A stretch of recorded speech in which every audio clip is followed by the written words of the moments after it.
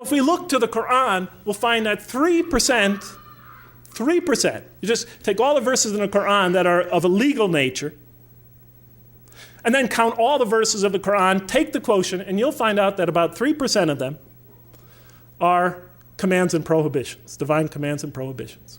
97% of the Quran teaches ethics, the relationship between God and man, the purpose of life, morality, other truths as well.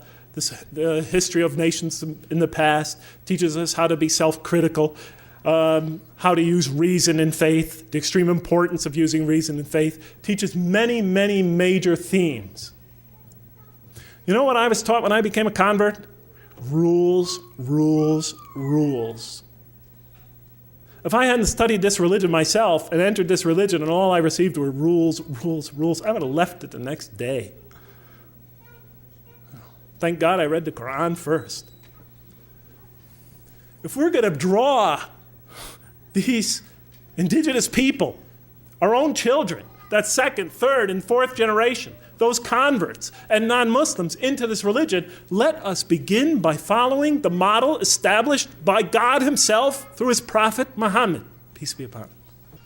As he once said to Mu'adh bin Jabal on his way to take the dual leadership of the community in Yemen, as you all well know, he said, first teach them that there is no God but God, and that Muhammad is his messenger. And when they have fully understood that, then teach them how to pray.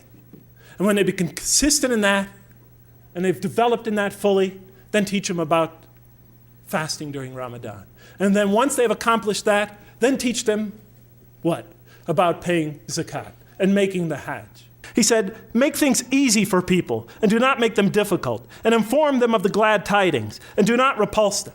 Do we practice that here? We're trying to win these kids back over to this religion. We're trying to bring a community, a people into listening to this religion. And the first thing we do is get them in that door. We tell them, okay, you cover your hair, you do this, give her the gold. Okay, don't do this, don't do that, don't do that. I don't mind telling the people what are the Muslim behaviors or whatever. But that's become we are obsessed with only that. When we bring people into our community, don't expect them to become Middle Easterners or Arabs or Pakistanis or Sri Lankans the next day or ever even. Give them time to grow into the religion. Give them the space to grow. Give them the room to grow. Give them the right to ask. Give them the right to question. Give them time to develop. The Quran gave them 13 years in Mecca and then slowly but surely brought them along after that. We always put the cart before the horse. Give them time.